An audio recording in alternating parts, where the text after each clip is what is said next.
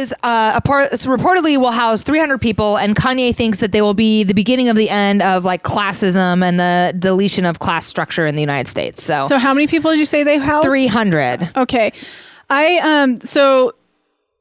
I believe deeply in this concept as what is going to save our whole species, the human race. The hive house?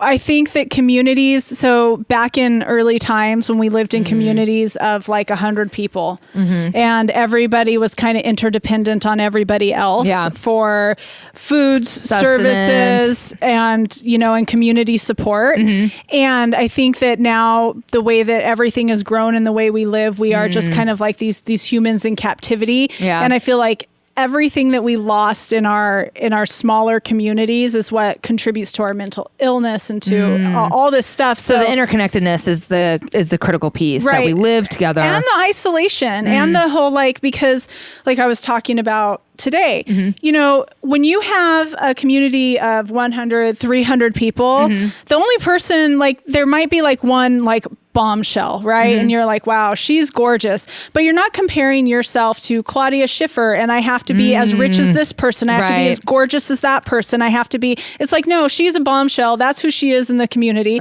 He's really, really smart. He's the one that's taking care of all of our money. She's really, really this. And all of these different skills and talents we have are useful as far, instead of us trying to chase down and one up and all this, the next person. Yeah. It's like, we're really just kind of dependent on all of each other's skills and talents. And it kind of takes away a lot of that whole jealousy and comparison. I'm sure it doesn't completely, but that's just one piece of it.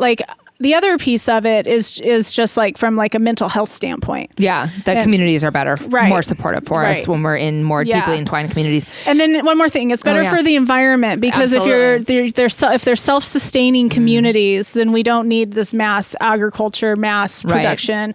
We're making our own blankets, we're making our own stuff, or we're making it and selling it to the dome across the way type of a thing. And so everything, and it's kind of actually reminds me of the episode that we did on where we answered the question about the future of food and refrigerators, right? Where it's moving in the direction of everything being plant-based, and this is kind of in that same vein. Yeah, I like architecturally. I think these look really cool. I mean, this is very compared to what you just said. What I have to say about this is really not that important, but I think these look cool, and it's reminding me of in Japan they have these tall hotels where you can rent a pod and sleep in it, and I think that might be kind of cool. It is kind of. It seems so claustrophobic. It is in line with the minimalist idea, okay, I just sleep in this little pod, whatever. But I'm imagining this would just be shelves, everyone's got a little pod in there. I don't know. Yeah.